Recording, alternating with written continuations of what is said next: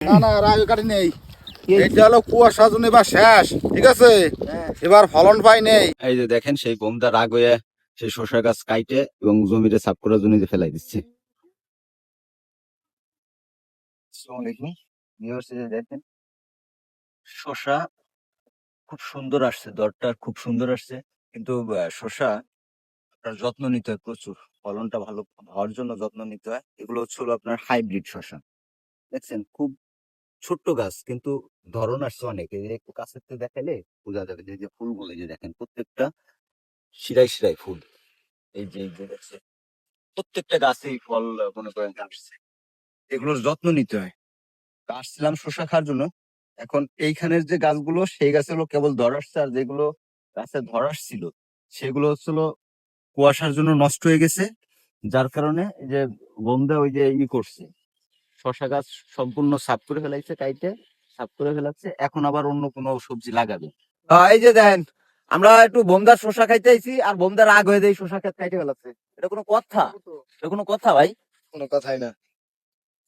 শসা গাছ কাইটে কি করছে? আলাদা করে কত শসা হইতো, এই শুই নেই আইছিলাম, আইসে যে কাইটে ফেলা লাগছে। এটা কোনো কথা হয় না। রাগ হয়ে কাটতে লাগছেন কে ভাই? তুমি এই যে রাগ হয়ে শসা গাছ কাইটে ফেলা লাগতো, এই যে কত দেখা হয় যে ধরন্ত শসা সেই অবস্থায় কেটে ফেলাছে। এই যে কচি শসা, এই যে ছেড়ো, এই যে একটা, ও আমি একটু খাই। ও মা, ও হাত কাটছে মনে হয়। না হাত কাটে নাই, যে কি তো বিসমিল্লাহ। কি হয়েছে ভাই, যে রাগ হয়ে কাটলেন কেন? না না রাগ কাটি নেই, এটা হলো কুয়াশা জন্য এবার শেষ, ঠিক আছে। এবার ফলন পাই নেই। 19 বছর বিঘা বইতি 60 মন 70 মন 80 মন ফলাইছি। এবার মনে করো বিঘা বইতি 40-50 মন হয়েছে, 30-40। হ্যাঁ, তো অনেক লস। লস, এবার লস। এটা কি কুয়াশার জন্য? এবার কুয়াশার জন্য, কুয়াশা এবং শীতের জন্য। গোপালগঞ্জে তো সর্বনিম্ন তাপমাত্রা এখন দাম 80 থেকে 90 টাকা। দেখছেন এটা কি হয়েছে, শসা আসলে সব জায়গা হয়ে গেছে শসা হ্যাঁ। এই কুয়াশার জন্য। এবার চাষি মাঠ, শসার জন্য চাষি এবার মাঠ।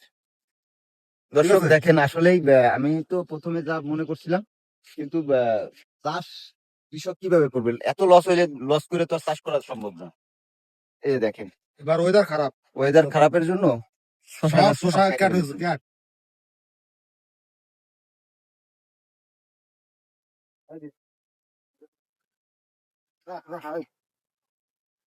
মোটামুটি ভালোই, হালকা একটু ভালো মানে একদম সেই খাত ফাটাফাটি। সেই খাত।